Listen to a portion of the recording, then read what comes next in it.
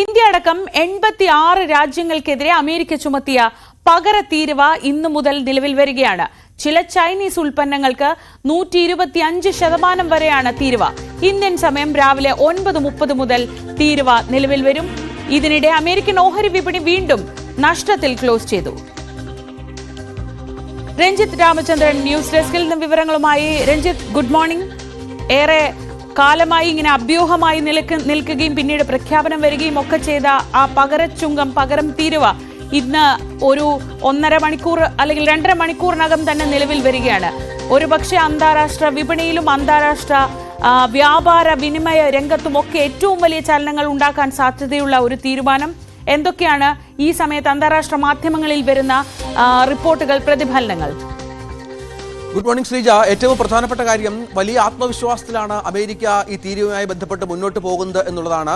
ലോകത്തിലെ 85ഓളം രാജ്യങ്ങൾ ഇതിനകം അമേരിക്കയുമായി ചർച്ചയ്ക്ക് തയ്യാറാണ് എന്ന ആത്മവിശ്വാസം നിറഞ്ഞ പ്രഖ്യാപനമാണ് ഡൊണാൾഡ് ട്രംപിന്റെ ഭാഗത്തുനിന്ന് അല്പസമയം മുമ്പ് ഉണ്ടായത് എന്നത് പ്രധാനമാണ്. കാരണം ഇത്തരത്തിൽ വ്യാപാര യുദ്ധം വരുന്നതോടെ ഈ പകര തീരുവയൊക്കെ പ്രഖ്യാപിക്കുന്നതോടെ അമേരിക്കൻ ഓഹരി വിപണിയിൽ ഉണ്ടായ വലിയ നഷ്ടം ഡൊണാൾഡ് ട്രംപ് കൂസാക്കുന്നില്ല എന്നുള്ളത് ഏറ്റവും പ്രധാനപ്പെട്ട കാര്യമാണ് ഇപ്പോൾ പുറത്തു വരുന്നത്. കാരണം എന്ത് പ്രശ്നമുണ്ടായാലും, ഏതൊക്കെ രാജ്യങ്ങളുമായി ശത്രുത ഉണ്ടായാലും തന്റെ തീരുമാനവുമായി മുന്നോട്ട് പോകുമെന്നാണ് ട്രംപ് പ്രഖ്യാപിക്കുന്നത്. നമുക്കറിയാം, ഇന്ത്യ അടക്കം 60 രാജ്യങ്ങൾക്കെതിരെയാണ് ഈ പകര തീരുവ ട്രംപ് പ്രഖ്യാപിച്ച് മുന്നോട്ട് പോകുന്നത്. ചൈനയിലെ ചില ചൈനീസ് ഉൽപ്പന്നങ്ങൾക്ക് 125% വരെയാണ് ട്രംപ് പ്രഖ്യാപിച്ചിരിക്കുന്നത്. ചൈനയും ഇതിന് രംഗത്തെന്ന പശ്ചാത്തലമൊക്കെ ഉണ്ടായിരുന്നു. ചൈനയും അമേരിക്ക കാണിക്കുന്നത് വലിയ മണ്ടത്തരമാണ് എന്നുള്ള പ്രഖ്യാപനമൊക്കെ ഇന്നലെ നടത്തിയിരുന്നു. പക്ഷേ അതിനോട് പ്രതികരിക്കാൻ അമേരിക്ക തയ്യാറായിട്ടില്ല എന്നുള്ളതാണ് ഏറ്റവും പ്രധാനപ്പെട്ട കാര്യം. ഇന്ത്യൻ സമയം, നേരത്തെ ശ്രീജ പറഞ്ഞതുപോലെ, ഇന്ത്യൻ സമയം രാവിലെ 9:30 മുതൽ, അമേരിക്കൻ അർദ്ധരാത്രി മുതലാണ് ഈ നിയമം, ഈ പകരച്ചുങ്കം പ്രാബല്യത്തിൽ വരിക. ഇന്ത്യക്ക് 29% പകര തീരുവ ചുമത്തിയിരിക്കുന്നത്. ചൈനീസ് ഉൽപ്പന്നങ്ങൾക്ക് നേരത്തെ പറഞ്ഞ 125% വരെയുള്ള തീരുവകൾ എന്നുള്ളതാണ് ഏറ്റവും പ്രധാനപ്പെട്ട കാര്യം.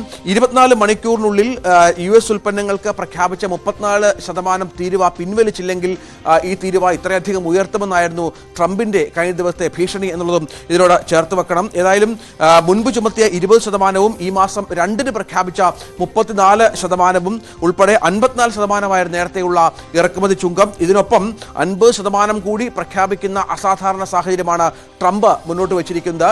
ലോകത്ത് വലിയ വ്യാപാര യുദ്ധത്തിന് ഇതിടയാക്കും എന്ന കാര്യത്തിൽ സംശയമില്ല. യൂറോപ്പ് അടക്കമുള്ള വിപണികൾ ഏറെ ആശങ്കയോടെയാണ് അമേരിക്കൻ തീരുമാനത്തെ കാണുന്നത്. നമുക്കറിയാം, ലോകത്തിലെ ഏറ്റവും വലിയ സാമ്പത്തിക ശക്തിയാണ് അമേരിക്ക. ഇത്തരം തീരുവകൾ പ്രഖ്യാപിക്കുന്നതോടെ പല രാജ്യങ്ങളും തങ്ങൾക്കൊപ്പം എത്തുമെന്നും തങ്ങളോട് ചർച്ചയ്ക്ക് തയ്യാറാകുമെന്നുമൊക്കെയുള്ള ആത്മവിശ്വാസമാണ് ട്രംപ് മുന്നോട്ട് വെക്കുന്നത്. ജപ്പാൻ, ദക്ഷിണ കൊറിയ എന്നീ രാജ്യങ്ങൾ പരസ്യമായി തന്നെ ഇതിനകം ട്രംപുമായി സംസാരിച്ചു കഴിഞ്ഞു. അവരുടെ പ്രതിനിധികൾ സംസാരിക്കുകയും ചർച്ചയ്ക്ക് തയ്യാറാണ്, കൂടുതൽ ചർച്ചകൾക്ക് തയ്യാറാണ് എന്ന് വ്യക്തമാക്കുകയും മറ്റും ചെയ്തു കഴിഞ്ഞു. ഇതിനിടയിൽ അമേരിക്കൻ ഓഹരി വിപണിയിൽ വീണ്ടും ഇടിവ് സംഭവിക്കുകയാണ്. ഇന്നലെ തുടക്കത്തിൽ ഓഹരി വിപണിയിൽ ഒരു മുന്നേറ്റമുണ്ടായി. ഡൗ ജോൺസ് സൂചികളടക്കം മുന്നേറുന്ന സാഹചര്യമൊക്കെ കണ്ടപ്പോൾ അമേരിക്ക അതിന്റെ ആത്മവിശ്വാസത്തിലായിരുന്നു. പക്ഷേ ഏറ്റവും ഒടുവിൽ 320 പോയിന്റ് കുറവിലാണ് ഡൗ ജോൺസ് വ്യാപാരം അവസാനിപ്പിച്ചത്. നാസ്ഡാക്ക് സൂചികയാകട്ടെ 335 പോയിന്റിൽ ഫിനിഷ് ചെയ്യുകയായിരുന്നു. S&P ആകട്ടെ 80 പോയിന്റിന്റെ ഇടിവ് സംഭവിക്കുന്ന പശ്ചാത്തലം ഉയർന്നു വന്നു. അങ്ങനെ ആഗോള വിപണികളിൽ, ഇന്ത്യൻ ഓഹരി വിപണിയിലും ഇതിന്റെ പ്രാതിനിധ്യം, ഇതിന്റെ ഒരു പ്രതിഫലനം കഴിഞ്ഞ ദിവസങ്ങളിലൊക്കെ ഉണ്ടായിരുന്നു. സ്വർണ്ണ വിപണിയിലും വലിയ ചാഞ്ചാട്ടം തുടരുന്ന പശ്ചാത്തലമുണ്ട്. അങ്ങനെ ലോകം ഇതുവരെ കാണാത്ത വിധമുള്ള ഒരു വ്യാപാര യുദ്ധം ട്രംപ് പ്രഖ്യാപിക്കുമ്പോൾ അത് അമേരിക്കൻ ജനതയുടെ ഭാഗത്തു നിന്നുള്ള വലിയ പിന്തുണ ട്രംപ് ഈ പറഞ്ഞതുപോലെ പ്രതീക്ഷിക്കുന്നുണ്ട്. കാരണം ഇത്രയും നാൾ ലോകരാജ്യങ്ങൾ അമേരിക്കയെ കൊള്ളയടിക്കുകയായിരുന്നു, അമേരിക്കൻ സമ്പത്ത് വലിയ തോതിൽ ലോകരാജ്യങ്ങളിലേക്ക് ഒഴുകുകയായിരുന്നു എന്ന വികാരമാണ് അമേരിക്കയിൽ ഉടനീളം പ്രചരിപ്പിക്കാൻ ട്രംപ് ശ്രമിക്കുന്നത്. ഇതിനുള്ള പ്രതികാര നടപടി അല്ലെങ്കിൽ പകരം നടപടിയായിട്ടാണ് ഈ തീരുവയുമായി ബന്ധപ്പെട്ട് ട്രംപ് വിശേഷിപ്പിക്കുന്നത്. ട്രംപിന്റെ ഭ്രാന്തൻ നടപടി എന്ന് ലോകരാജ്യങ്ങൾ പറയുമ്പോഴും ഇത് അമേരിക്കൻ വ്യാപാര രംഗത്തിന് ദീർഘകാലാടിസ്ഥാനത്തിൽ വലിയ ഗുണം ചെയ്യും എന്ന വിലയിരുത്തലൊക്കെ സാമ്പത്തിക വിദഗ്ധരുടെ ഭാഗത്തുനിന്നുണ്ട്. പക്ഷേ എത്ര കാലം ഈ പറഞ്ഞതുപോലെ യൂറോപ്പുമായും ചൈനയുമായും മറ്റും ഇത്തരത്തിൽ പോരടിച്ചുകൊണ്ട് ട്രംപിന് മുന്നോട്ട് പോകാനാകുമെന്ന കാര്യമാണ് നോക്കിക്കാണേണ്ടത്. ചില രാജ്യങ്ങളൊക്കെ 80ഓളം രാജ്യങ്ങൾ ചർച്ചയ്ക്ക് വന്നിട്ടുണ്ട് എന്ന് പറയുന്നത് ആത്മവിശ്വാസത്തിന്റെ ഒരു വലിയ പ്രതീകം കൂടിയാണ്. ശരി, രഞ്ജിത്ത് രാമേന്ദ്രനാണ് വിവരങ്ങൾ നൽകിയത്. ഒരു 2.5 മണിക്കൂർ കൂടി കഴിയുമ്പോൾ ഈ പകര തീരുവ നിലവിൽ വരികയാണ്. ഇപ്പോൾ ന്യൂജേഴ്സിയിൽ നിന്ന് ഡോക്ടർ സജിമോൻ ആന്റണി നമ്മളോടൊപ്പം ചേരുന്നുണ്ട്. Good morning Shri Sajimon. ഒരു പക്ഷേ ലോകം മുഴുവൻ ഇന്ന് ഉറ്റുനോക്കുന്നത് അമേരിക്കൻ വിപണിയിലേക്കാണ്. എങ്ങനെയൊക്കെയാണ്, അല്ലെങ്കിൽ ആഗോളതലത്തിൽ ഈ തീരുമാനത്തിന്റെ പ്രതിഫലനങ്ങൾ എങ്ങനെയൊക്കെ വരും? ഇപ്പോൾ വലിയ രീതിയിലുള്ള ഇടിവ് അമേരിക്കൻ വിപണികളിലൊക്കെ ഉണ്ടാവുന്നുണ്ട്.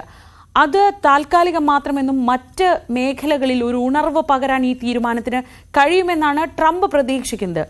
ഡു ഓർ ഡൈ, ഒന്നെങ്കിൽ ഇതുകൊണ്ടെല്ലാം നന്നാവും, അല്ലെങ്കിൽ ഒരു പക്ഷേ ഇനിയൊരു അധികാരത്തിൽ ഇനിയൊരു ഊഴമെന്നതുപോലും ആലോചിക്കാൻ പറ്റാത്ത രീതിയിൽ ഒരു ബ്ലഡ് ബാത്ത് ഉണ്ടാവും. ഈ ഒരു സിറ്റുവേഷനിലാണോ കാര്യങ്ങൾ? അങ്ങനെ തന്നെയാണോ ആഗോള തലത്തിൽ മാധ്യമങ്ങളും അമേരിക്കൻ മാധ്യമങ്ങളും ഒക്കെ ഈ സിറ്റുവേഷനെ വിലയിരുത്തുന്നത്? Sreeja, good morning. Sreeja last പറഞ്ഞ പോയിന്റിനോട് ഞാൻ തീർച്ചയായിട്ടും യോജിക്കുന്നു. Do or die. അതായത് ട്രംപ് പറയുന്നത് ടാരിഫ് ടാരിഫ് ടാരിഫ്. അദ്ദേഹം കഴിഞ്ഞ 40 വർഷമായിട്ട് ആ വേർഡിനോട് പ്രത്യേക ഒരു അഫിനിറ്റി അദ്ദേഹം കാണിക്കാറുണ്ട്. അത് കഴിഞ്ഞ 2016, 20 കാലഘട്ടങ്ങളിലും ഒരു പാർഷ്യലി ഇംപ്ലിമെന്റ് ചെയ്യാൻ നോക്കിയിരുന്നു. അതിനുശേഷം 2024 ഇലക്ഷൻ ക്യാമ്പയിനിലും ഒരു മെയിൻ മുദ്രാവാക്യമായിരുന്നു ടാരിഫ് ടാരിഫ് എന്നുള്ളത്. അദ്ദേഹം പറയുന്നത് ഡിക്ഷണറിയിലെ ഏറ്റവും അദ്ദേഹത്തിന് ഇഷ്ടമുള്ള വേർഡ് ടാരിഫ് ആണ് എന്ന് പറയുന്നത്. എന്നാൽ ഈക്വലി ഇമ്പോർട്ടന്റ് ആയിട്ട് എതിരാളികൾ പറയുന്നത് ടാരിഫ് എന്ന് പറയുന്നത് ടാരിഫ് ഈസ് ടാക്സ്. ടാരിഫ് ഒരു ടാക്സ് ആണ്. അത് അമേരിക്കയിലേക്ക് വരുമ്പോൾ അത് അമേരിക്കൻ ജനതകളുടെ മേളിലുള്ള ഒരു ടാക്സ് ആണ്. അത് ഇന്ത്യയിലേക്ക് വരുമ്പോൾ ഇന്ത്യയിൽ ടാരിഫ് ഉണ്ടെങ്കിൽ അത് ഇന്ത്യൻ ജനതകളുടെ മേലുള്ള ടാക്സ് ആണ്. അപ്പൊ അതുകൊണ്ട് തന്നെ ഇക്കണോമിസ്റ്റ് പറയുന്നത് ഒരു തരത്തിൽ നമുക്ക് ടാരിഫ് എന്ന് പറയുന്നത് ടാക്സ് എന്ന് വേണമെങ്കിലും പറയാം എന്നുള്ളതാണ്. എന്താണ് ഇങ്ങനൊരു വലിയൊരു മുദ്രാവാക്യം അല്ലെങ്കിൽ വലിയൊരു സെൻസിറ്റീവ് ഇഷ്യൂ ആയിട്ട് ഇത് വളരാനായിട്ടുള്ള കാരണവും അമേരിക്കൻ വിപണി മാത്രമല്ല, ലോകമാകമാനമുള്ള ഓഹരി വിപണികൾ ഇപ്പൊ റാറ്റിലായിരിക്കുവാണ്. അത് നമ്മൾക്ക് കാണാൻ കഴിയും. അത് അമേരിക്കൻ എങ്ങനെ 5%, 10% അമേരിക്കൻ ഓഹരി വില ഓരോ ദിവസവും ഇടിച്ചിട്ടുണ്ടെങ്കിൽ അതുപോലെ തന്നെ ഇന്ത്യയിലും ആ പ്രതിഭാസം കാണാം, ചൈനയിലും കാണാം, യൂറോപ്യൻ മാർക്കറ്റിലും കാണാം, ഓസ്ട്രേലിയൻ മാർക്കറ്റിലും കാണാം എന്നുള്ള കാര്യവും നമുക്ക് പ്രത്യേകമായിട്ട് പറയേണ്ട കാര്യമാണ്. ഇവിടെയുള്ള ഒരു സംസാരം അല്ലെ ഒരു ടോക്ക് എന്ന് പറയുന്നത് അമേരിക്ക എപ്പോഴും അമേരിക്കയെ മിസ്യൂസ് ചെയ്യുകയായിരുന്നു സഖ്യരാഷ്ട്രങ്ങളും. അതായത് അന്ന് അദ്ദേഹം വൈറ്റ് ഹൗസിന്റെ ലോണിൽ നടത്തിയ പ്രസംഗം ശ്രദ്ധിക്കുകയാണെങ്കിൽ നമുക്ക് ശ്രദ്ധിക്കാൻ പറ്റും. സുഹൃത്തുക്കളും ശത്രുക്കളും ഒരുപോലെ അമേരിക്കയെ യൂസ് ചെയ്ത ഒരു കാര്യമാണ് ഈ ടാരിഫ് എന്നാണ് പറയുന്നത്. കാരണം ഒരു പരിധി വരെ ശരിയാണ്. കാരണം അമേരിക്കയുടെ ആവറേജ് ടാരിഫ് 2.8% ആണ് എങ്കിൽ സഖ്യകക്ഷികൾ 20%, അതോടൊപ്പം ഇന്ത്യ പോലുള്ള സുഹൃത്ത് രാജ്യങ്ങൾ 50 മുതൽ 75% വരെ ടാരിഫ് എടുക്കുന്ന അങ്ങനെ ഒരു ഡിസ്പാരിറ്റി ഉണ്ടായിരുന്നു. അതുകൊണ്ട് തന്നെ ഈ 3 ലെയറിൽ ഏപ്രിൽ 1 അല്ലെങ്കിൽ ഏപ്രിൽ 2 തൊട്ട് 3 ലെയറിൽ ഇത് പോകണം എന്നുള്ളതായിരുന്നു. ബേസ് ടാരിഫ് ഏപ്രിൽ 2 തുടങ്ങി. അതിനുശേഷം പ്രിഫറൻഷ്യൽ റേറ്റിൽ 10% എന്നുള്ള ടാരിഫ് ഉയർത്തി. ഇന്ന് മുതൽ 25%, അതിനു മുമ്പ് ഓട്ടോമൊബൈൽ സെഗ്മെന്റ് ചെയ്തിരുന്നു. ഇന്നു മുതൽ ഉള്ള ടാരിഫ് എന്ന് പറയുന്നത് 67%. ചൈന ഇങ്ങോട്ട് ടാരിഫ് ഉണ്ടായിരുന്നെങ്കിൽ 34, പിന്നെ 20, 54 കിടക്കുകയായിരുന്നു. അതിനുശേഷം റിട്ടാലിയേറ്റ് ടാരിഫ് എന്നുള്ള രീതിയിൽ ഇന്ന് രാത്രി മുതൽ 104% ടാരിഫ്, മീൻസ് 54-നോടൊപ്പം അഡീഷണൽ 50 കൊണ്ട് ചേർത്ത് 104-ലേക്ക് പോവുകയാണ്.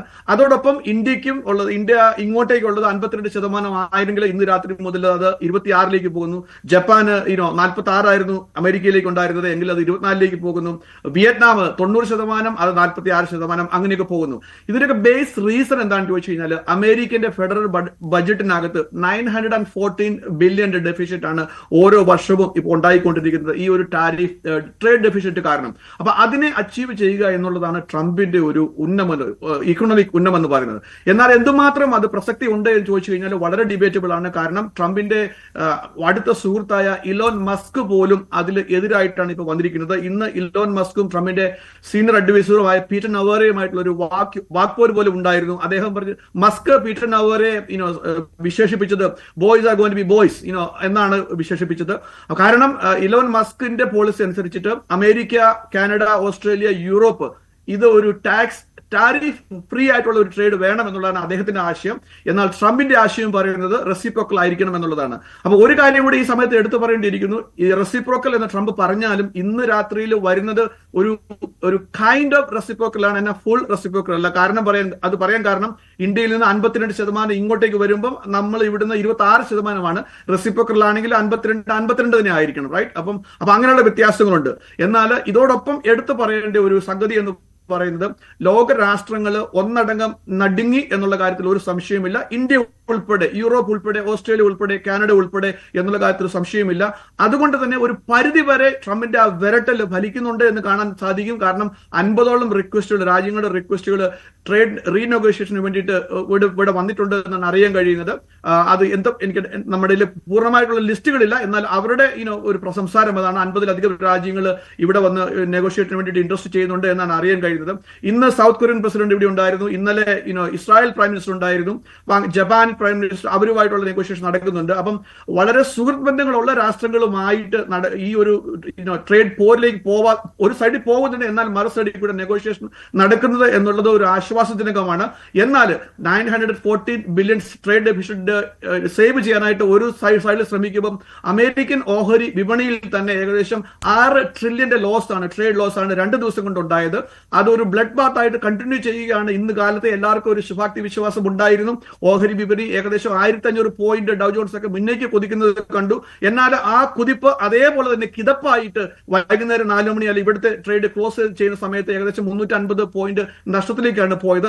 എനിക്ക് മനസ്സിലായത്, എനിക്ക് ചെറിയൊരു ഫൈനാൻസ് ബാക്ക്ഗ്രൗണ്ട് ഉള്ള ഒരാളാണ്, അതിന്റെ ഒരു എക്സാമ്പിൾ പറയുകയാണെങ്കിൽ 2-3 ദിവസം വരുമ്പോൾ ഒരു ഹെവി ഷോർട്ട് സെല്ലിംഗ് മാർക്കറ്റിംഗ് നടക്കും. അപ്പൊ മോർണിംഗ് ട്രേഡിംഗിന് 3-ാമത്തെ ദിവസം അല്ലെങ്കിൽ 4-ാമത്തെ ദിവസം വരുമ്പോൾ സ്റ്റോക്ക് ബൈബാക്ക് ചെയ്ത് ആ ഷോർട്ടിനെ കവർ ചെയ്യുന്ന ഒരു പ്രതിഭാസമുണ്ട്.